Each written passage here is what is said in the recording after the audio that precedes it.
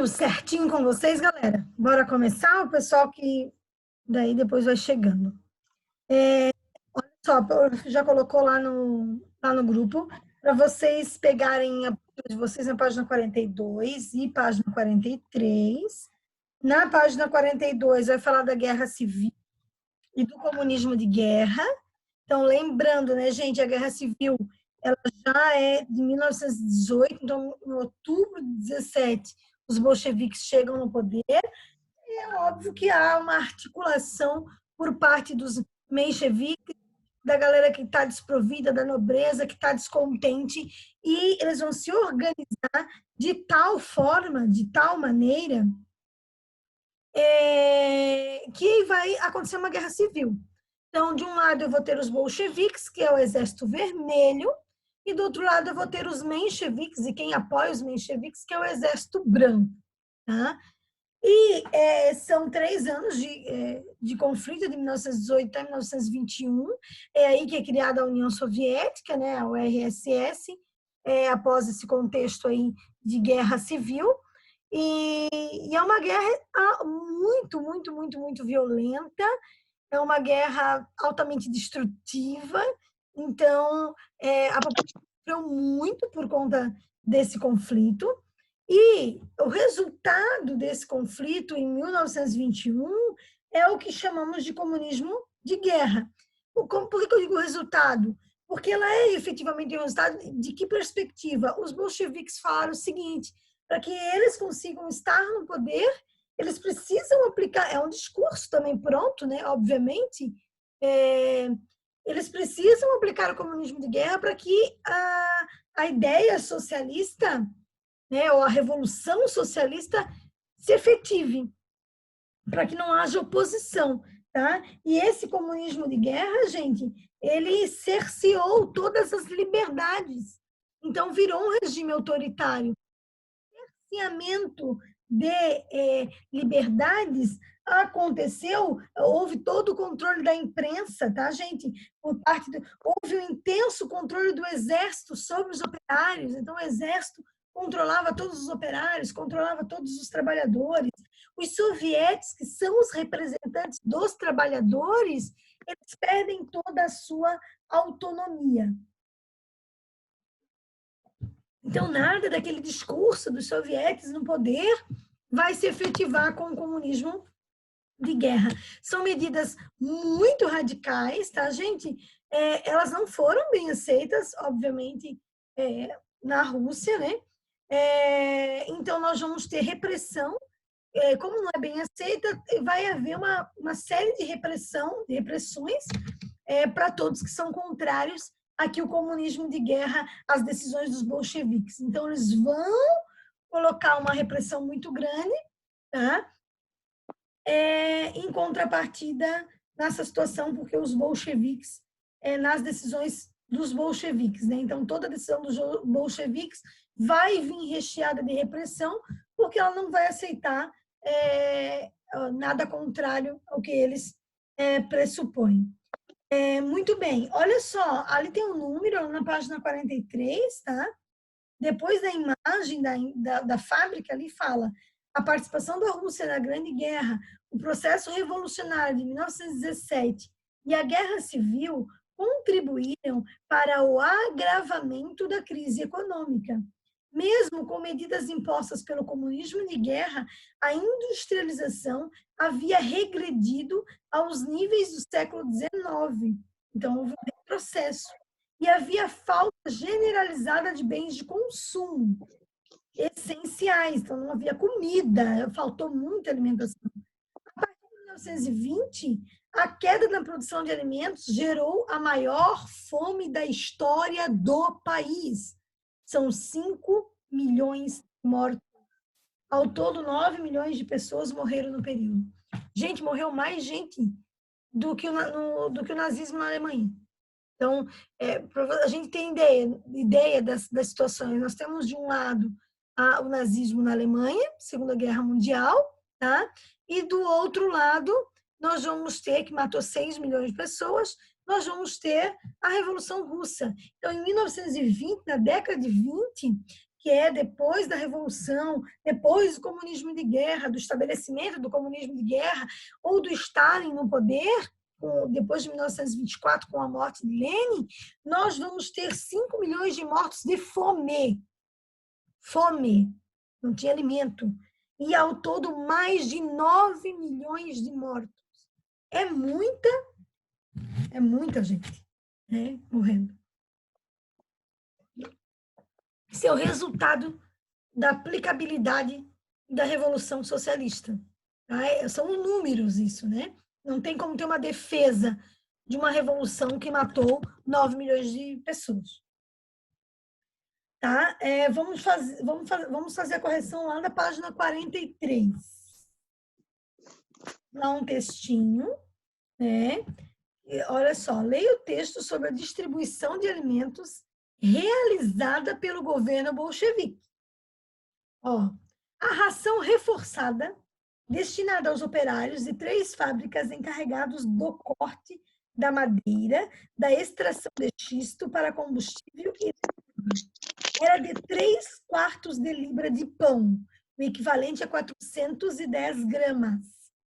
A primeira categoria, todos os outros operários, enfermeiros, enfermeiras, mulheres grávidas de 4 meses, detentos, filhos de operários na faixa de 3 a 14 anos, etc., recebia meia libra de pão, ou seja, 205 gramas. E a segunda categoria, intelectual, população agrícola, sem restrições alimentares, ganhava 1/4 de libra, 102 gramas. E a terceira, pregadores de diversos cultos, comerciantes, empregadores de mão de obra assalariada, recebia 1/8 de libra, equivalente a 51 gramas. Tem noção, gente?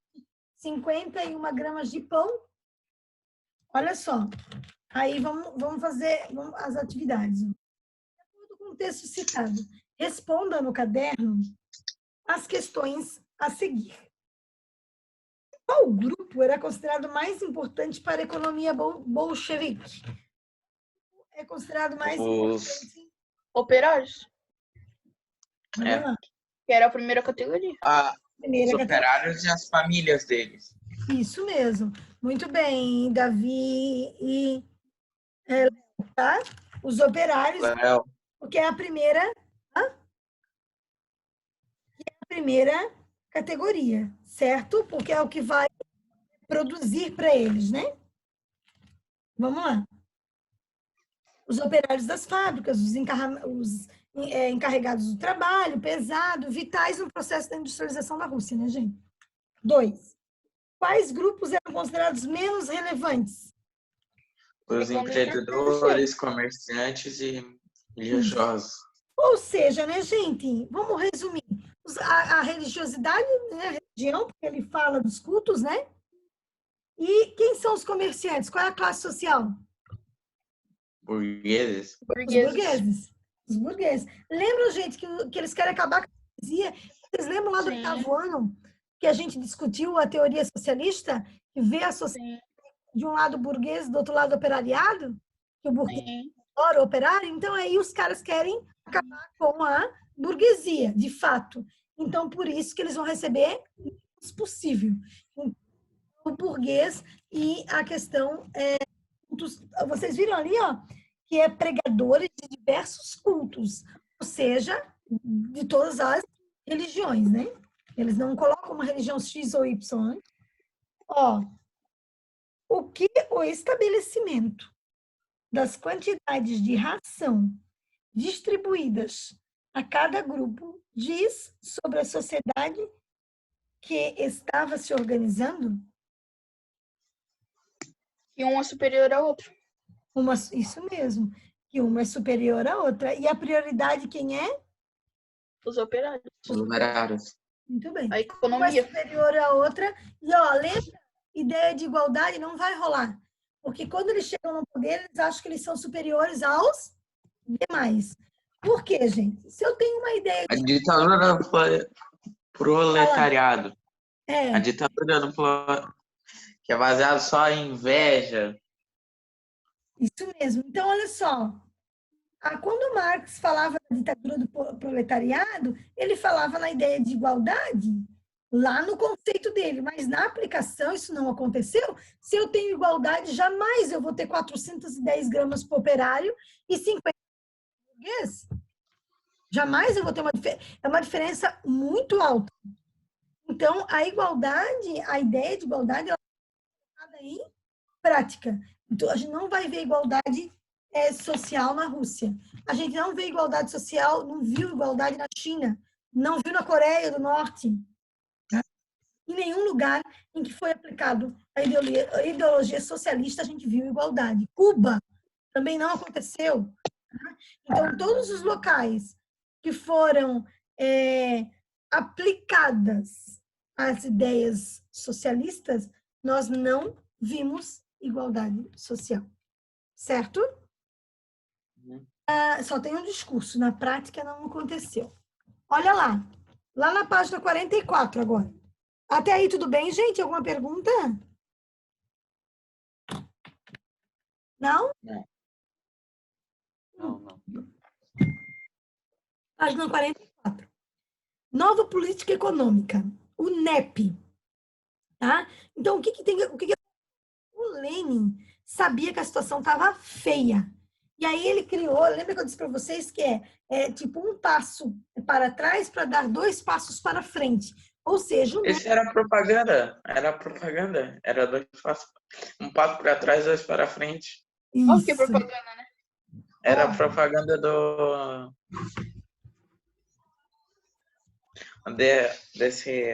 NEP. Do NEP. Por quê? Porque eles diziam assim, ó, que como a situação da Rússia estava horrível, a situação estava tenebrosa, eles tinham que aplicar algumas ideias capitalistas, porque não ia rolar. Vocês estão vendo a noção? Tipo, não ia rolar se não tivesse algumas ideias liberais. Então, o NEP foi um plano econômico que, por mais que eles estavam vivenciando a Revolução Socialista, esse plano econômico possibilitava algumas fábricas privadas, indústrias privadas, capital estrangeiro, para tirar a Rússia daquela situação. Por isso que ele diz, um passo para trás para dar 2 passos para frente. Ou seja, eu dou um passo para trás quando eu coloco medidas liberalizantes ou medidas capitalistas para dar depois 2 passos para frente no socialismo, né? Porque eu tenho que tirar a Rússia dessa situação. Então, esse é um plano econômico, tá? Que foi aplicado por Lenin. Então, olha só, ali lá na página 44, vai falar desse slogan, dar um passo para trás para 2 para frente. Ó.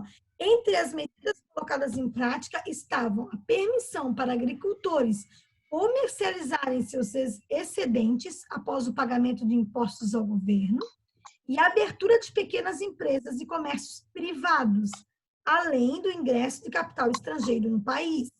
Setores básicos da economia, como transportes, comunicações e bancos, permaneciam sob controle do Estado e receberam pesados investimentos.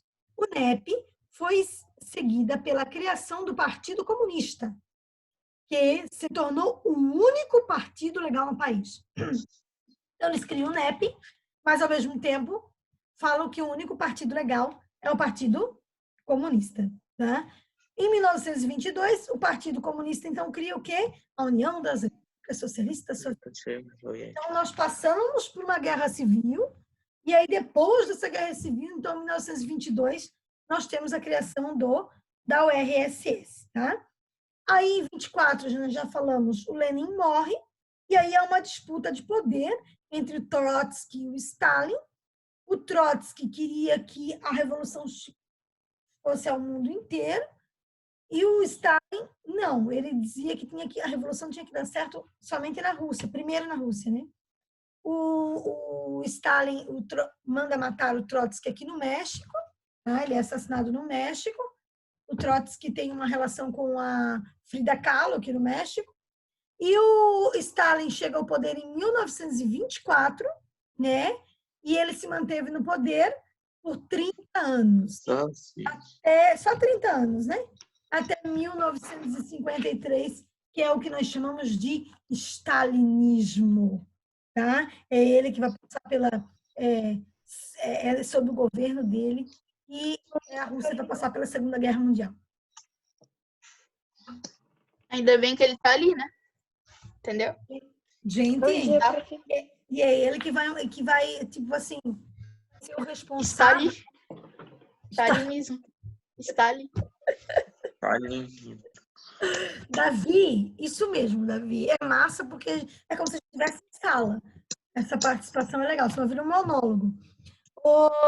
Gente, então, assim, é sobre o regime de Stalin e a Rússia vai passar pela Segunda Guerra Mundial e que a gente vai ter esses milhões de mortos, que nós vamos ter campos de concentração, mandar queimar toda uma área no campo, e aí não vai ter comida mesmo, a galera vai morrer de fome, é muito triste, é uma das piores mortes que tem, mas a galera vai morrer.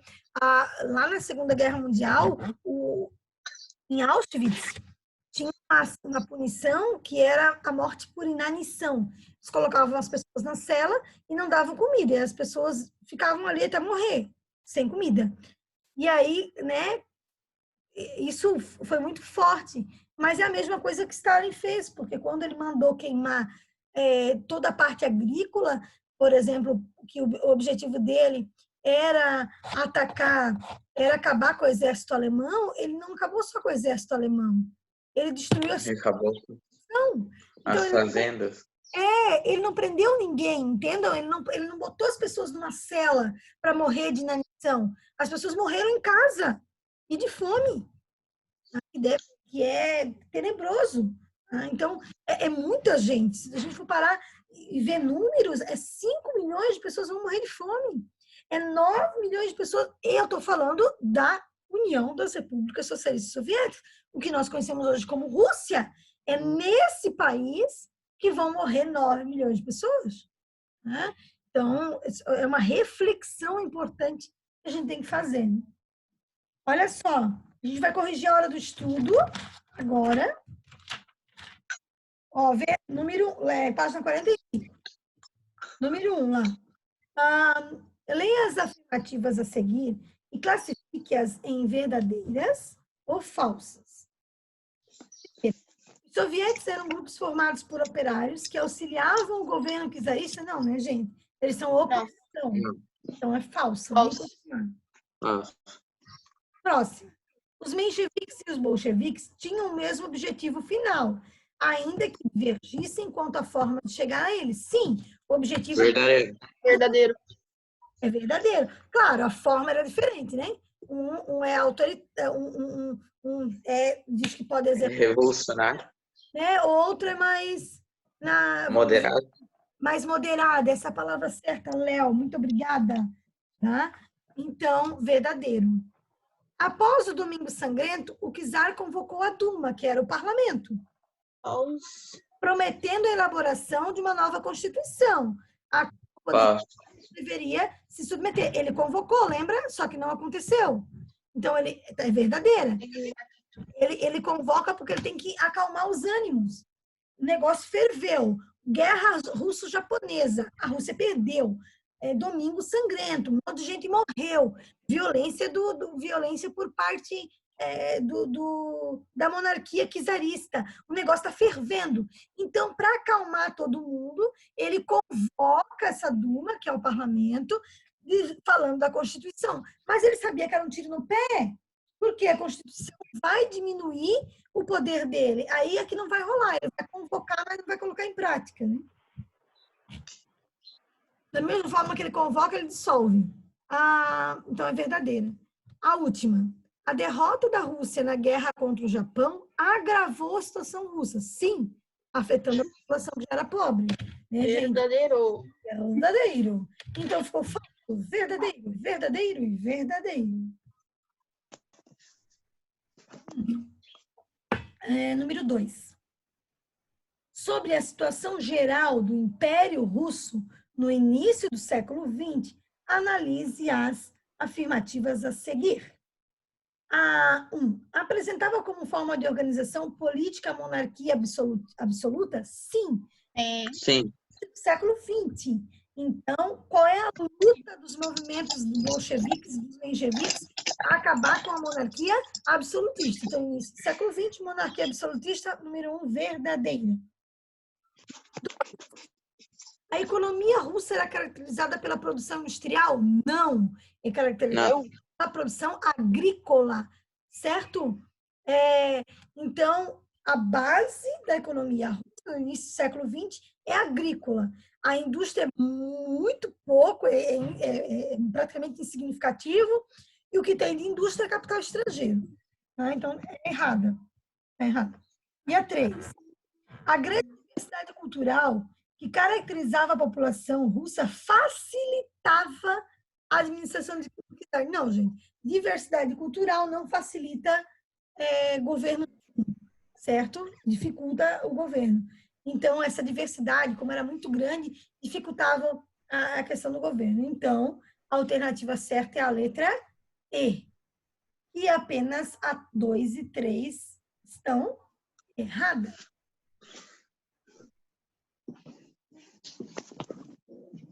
Ok, beleza, gente? Ó, vamos lá. Número 3.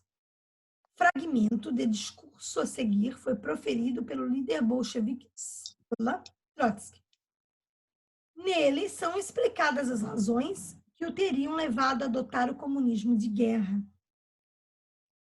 O partido porque lembra, gente, que o Trotsky e o Stalin, eles são de apoio do Lenin. Então, aqui, até 1924, até a morte do Lenin, o Stalin estão trabalhando diretamente com o Lenin. Eles são líderes de exército e tudo mais. O bicho vai pegar depois de 1924. Então, se eu estou falando de comunismo de guerra, eu estou falando, primeiro aconteceu a Guerra Civil, de 1918 até 1921, e de 1921 em diante nós temos o comunismo de guerra até antes da morte do Lenin. Então, o partido europeu, esperou, de início, conservar no quadro do soviete a liberdade de lutas políticas. A guerra civil a esta esperança um severo corretivo. Os partidos da oposição foram, um após outro, suprimidos, acabaram com a oposição. Os chefes do bolchevismo viram nestas medidas em evidente contradição com o espírito da democracia soviética, não decisões de princípio, mas episódicas necessidades de defesa, ou seja, estão dizendo que é uma defesa deles. Eles precisam fazer isso, porque senão não vai dar certo. É claro que eles não vão dizer, eu vou exercer o autoritarismo porque eu estou afim, porque eu quero. Então, o discurso deles é que é uma necessidade, certo? Eles fazerem isso. Vamos lá. De acordo com o fragmento, responda. Segundo Trotsky, quais foram os motivos que levaram os líderes bolcheviques a adotar uma postura repressiva que, teoricamente, ia contra os princípios democráticos? Que faz ele fazer isso? Gente, a necessidade de defender, tá? Para eles, é uma necessidade de defender a revolução. Então, por eles acharem, quer dizer, eles sabiam, né, o que eles estavam fazendo, mas para o povo, o discurso que eles usavam, que eles precisavam defender a revolução. E para isso eles não podem ter ninguém questionando eles. Eles não podem ser contestados. Então, não há democracia se não há oposição.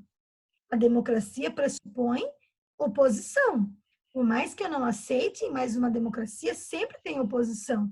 Tem quem é a favor e quem é contra. E deve ser respeitado esses pensamentos. Aqui, eles não vão exercer essa democracia. Vai virar um regime autoritário, né? Tão quanto o regime czarista. Né? Só vai mudar quem está no poder. B. O que representava para os líderes dos sovietes a tomada dessas medidas por parte dos líderes bolcheviques para os soviéticos? Representava, tá? a exclusão deles do governo, né, gente? Os soviéticos representavam que eles estavam sendo excluídos do governo. Eles sabiam disso, que eles estavam sendo excluídos desse processo. De que forma essa medida se mostrava como a proposta que os bolcheviques pretendiam implantar com a Revolução? Qual era o objetivo da Revolução? Paz, terra, E pão. pão e todo o poder aos soviéticos. Soviético. Terra, reforma agrária, eles fizeram, mas dominaram tudo, mas fizeram. Paz, tiraram a Rússia da guerra. Pão, fizeram aquela redistribuição de pão que a gente viu, não era nada igualitária. E todo o poder dos soviéticos. Hello! Os soviéticos foram destituídos, não tiveram mais importância alguma. Então, olha só, eles alegavam que eles precisavam colocar a ditadura do proletariado, que é o que o Lenin tinha falado, né? E que é a segunda fase da Revolução. Estavam primeiro na primeira fase, lá chegaram ao poder, depois a ditadura do proletariado para chegar ao comunismo. Aí eles excluíram todos os soviéticos do governo, tá? Acabando excluindo todos os trabalhadores do poder, né, gente? Assim, a implantação de um regime socialista na Rússia não teve a participação da população. Então, nos Mencheviques? Romanov, na dinastia Romanov, no czarismo não havia participação da população. Nos mencheviques, era a burguesia, a minoria. Não havia participação da população. E na Revolução dos Bolcheviques também não. Não. Teve participação da população. Simplesmente isso. Certo? Muito bem. Ó, na página 46 agora.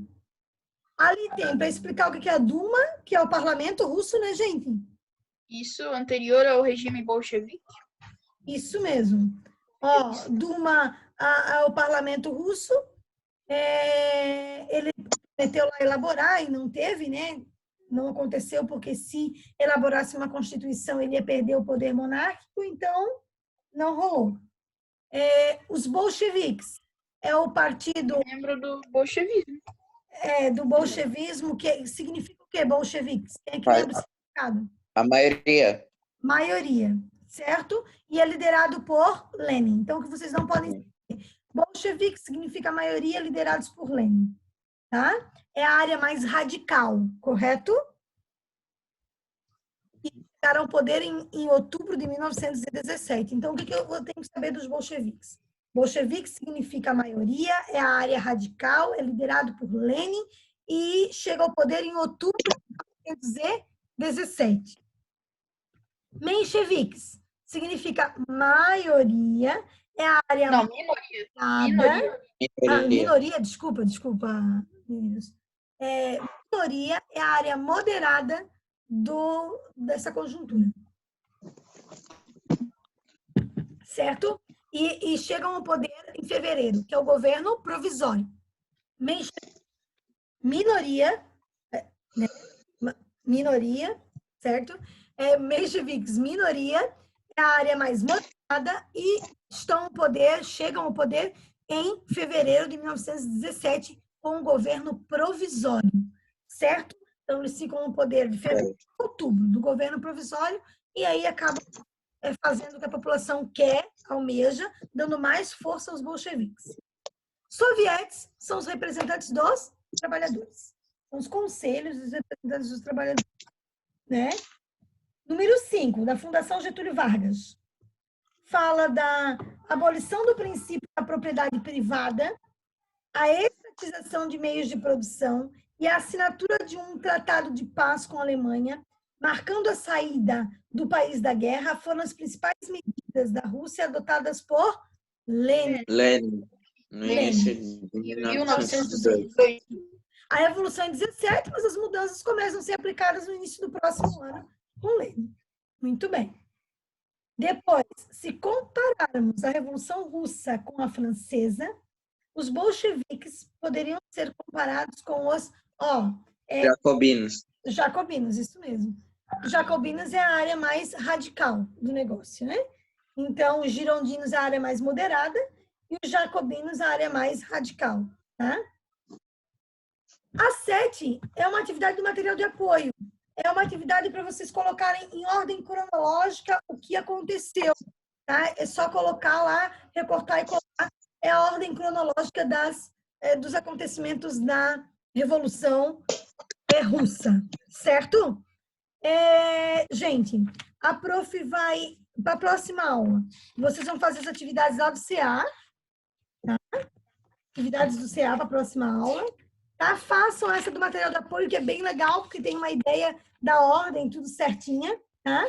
E as atividades do CA para a gente poder corrigir. Então, para a próxima aula, as atividades do CA, faz a atividade do material de apoio, que é bem legal, para a gente ver essa ordem, para vocês terem essa ordem cronológica, para a gente corrigir. Eu vou colocar lá no grupo os videozinhos, eu gravei uns videozinhos, tá? Fazendo as explicações dessa unidade. Para quem às vezes não acompanhou a aula certinho, né? A prof fez os videozinhos lá para colocar o que é reforçar também o que a gente aprendeu, certo? Então, eu vou colocar lá no grupo certinho para vocês, tá? A gente se fala na próxima aula com as atividades lá do material de apoio e com as atividades do CA. Beleza? Beleza. Tá? Beijo para vocês. Até a próxima aula. Aí com o Stanley.